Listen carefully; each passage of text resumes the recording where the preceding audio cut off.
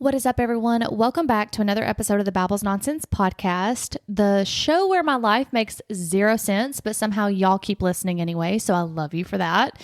On today's episode, it's going to be short, sweet, sassy, and a little chaotic because, let's be honest, that's how my Thanksgiving break was. We're going to recap the Galaxy of Lights, the Wicked movie, hours of driving, aggressively good food, and me being so exhausted that even the thought of a workout had my muscles filing a complaint with HR. So let's get into it.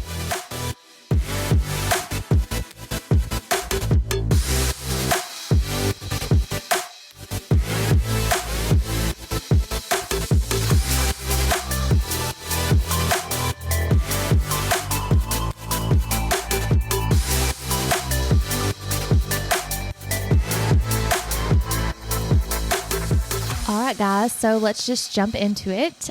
This year, my aunt came to Huntsville.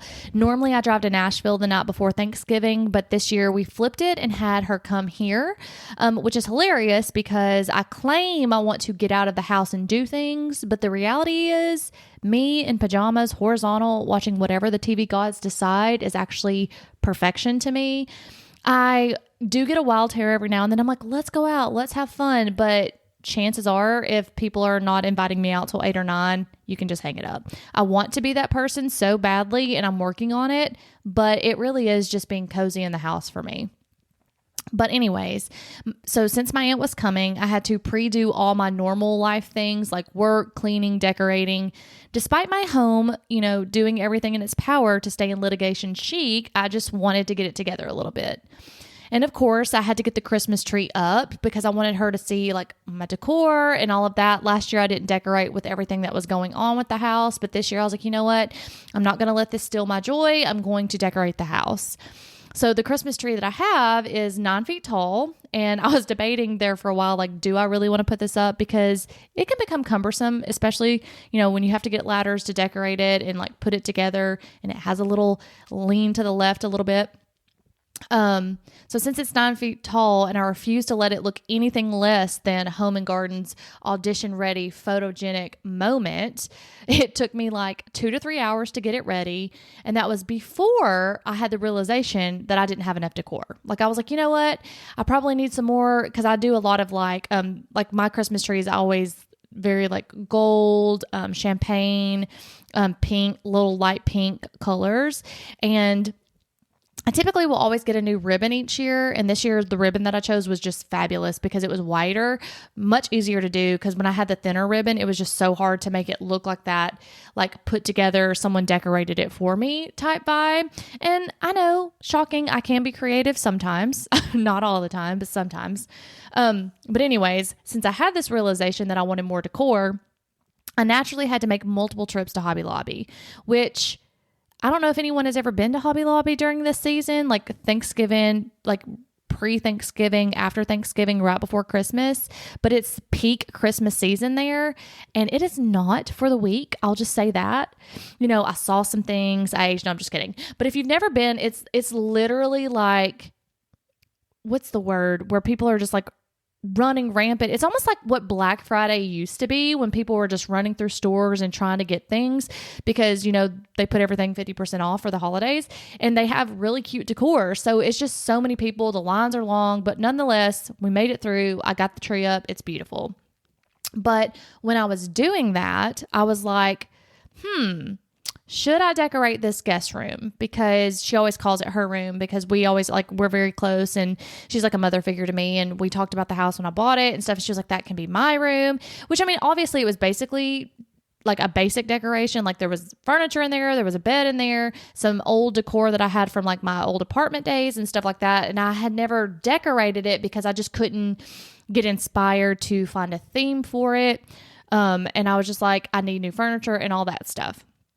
But I wasn't planning on decorating recently because of everything that's going on with the home.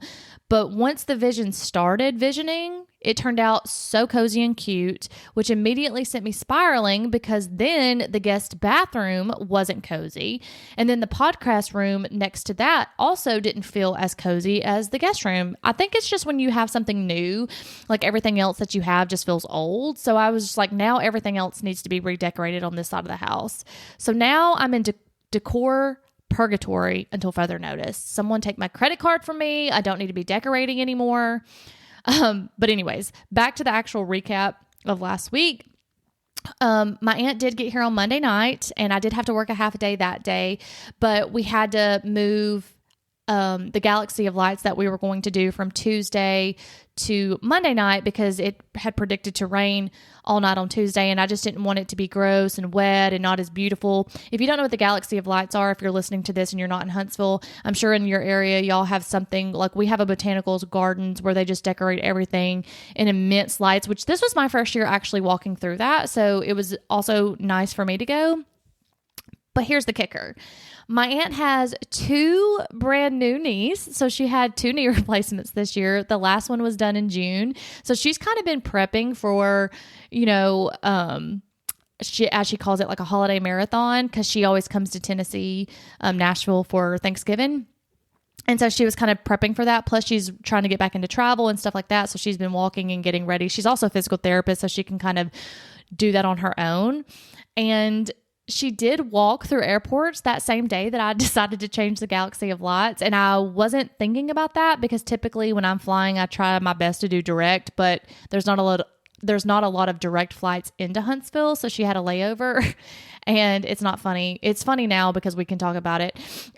So then I had her doing the nighttime nature cardio walk through the 1.5 to 2 miles of Christmas lights through the botanical gardens, but she did great. She had her cane with her. She was able to walk the whole thing. And actually while we were walking it was funny because she was like, I don't think I've ever done 10,000 steps in a day. And I was like, really? She was like, yeah, I don't think I have. And when we looked at her watch after she said that she had done 15,000 steps, I was like, glad I could be your first. That's one thing I will do is walk around all the time. But it ended up being perfect. The weather was perfect. It was cool. It was crisp and it was dry. No rain. And the plus side of that, she didn't cuss me out once. So we'll consider that a win, even though she doesn't cuss anyways. But in your mind, she probably could have. No, but it was beautiful. She had a great time. We took breaks where there needed to be breaks. So if you're in Huntsville, highly recommend the walking nights at the Botanical Garden for the Galaxy of Lights. On Tuesday, we decided to make this rest and movie day. So we went to see The Wicked, Wicked for Good Part 2. No spoilers here. Don't worry. We're not going to give that away. But we did sit in the seats called D-Box seats. And when I purchased the tickets, I saw that it said that, but I had no idea what it was because I haven't been to the movies in forever.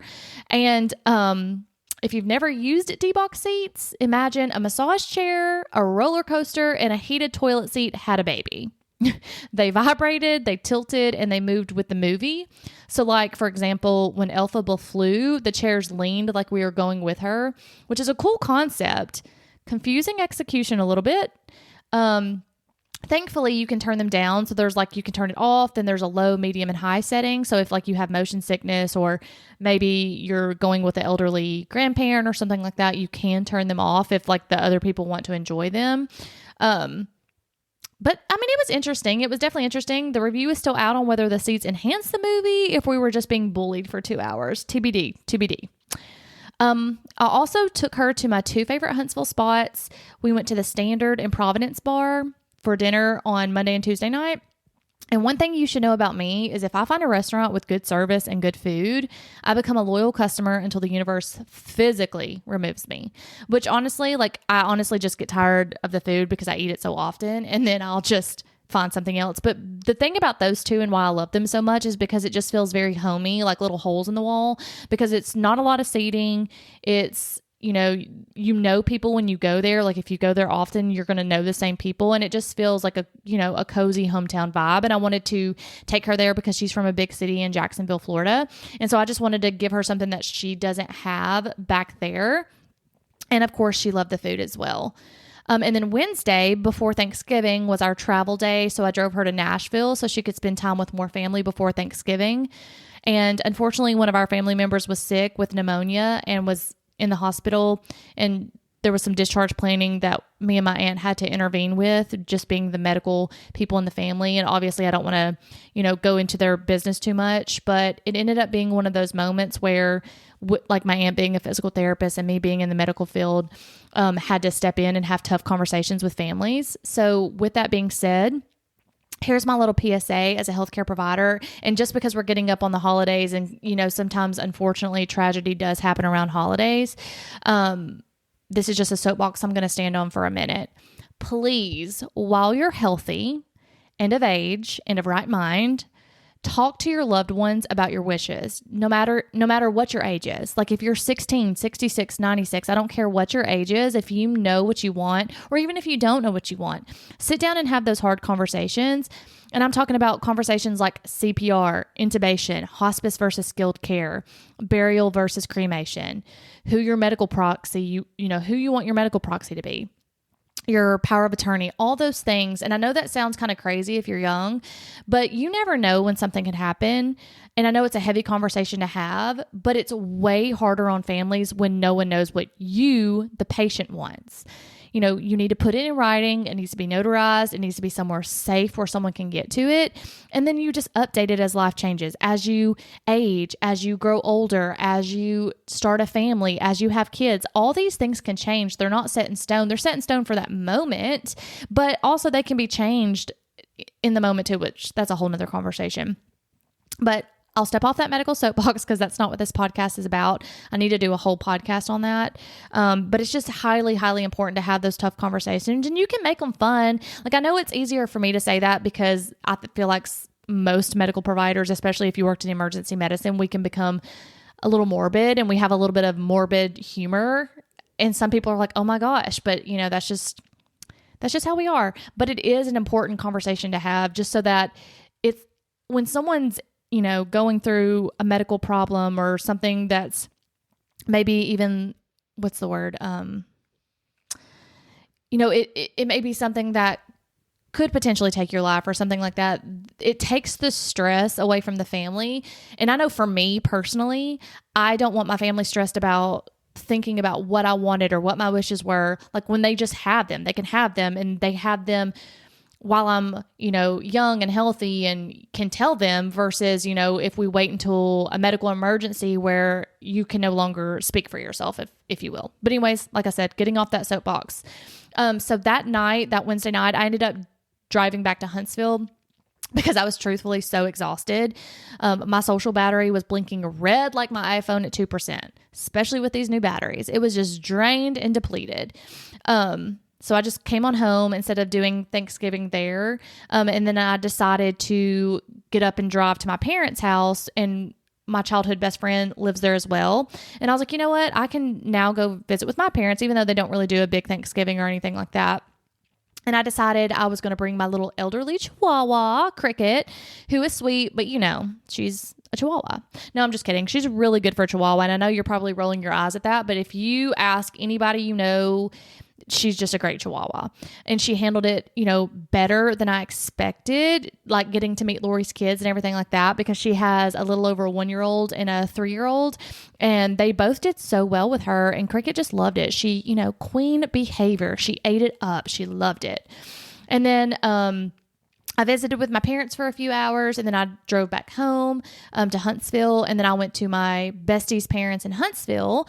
I went to her house for Thanksgiving dinner, which has been my tradition forever, because my family has always, even when my uncle was hosting, my family has always ate around 12 or 1 o'clock for Thanksgiving, and her family eats at 5 or 6, so it's perfect. 2 meals, no guilt, visiting with my biological family and my built-in family here in Huntsville. And then after all of that, after the decorating, the driving, the hosting, the movie seat vibrating, and being a functional adult, I was spent on Friday. I feel like I'm officially old. My body was saying, girl, go sit down somewhere, because I was doing a lot of ripping and roaring up and down these streets. And I'm just kidding. It was just a lot. But everything turned out beautiful. The decor, the guest room, the holiday vibes, the podcast room is still a work in progress. But side note on that, no, I'm not ending the podcast. Y'all saw me post my podcast chairs for sale and acted like I announced my retirement, but I'm just redecorating. The podcast room is getting a glow up, not an obituary. And truly, I don't think that I will ever run out of things to babble about.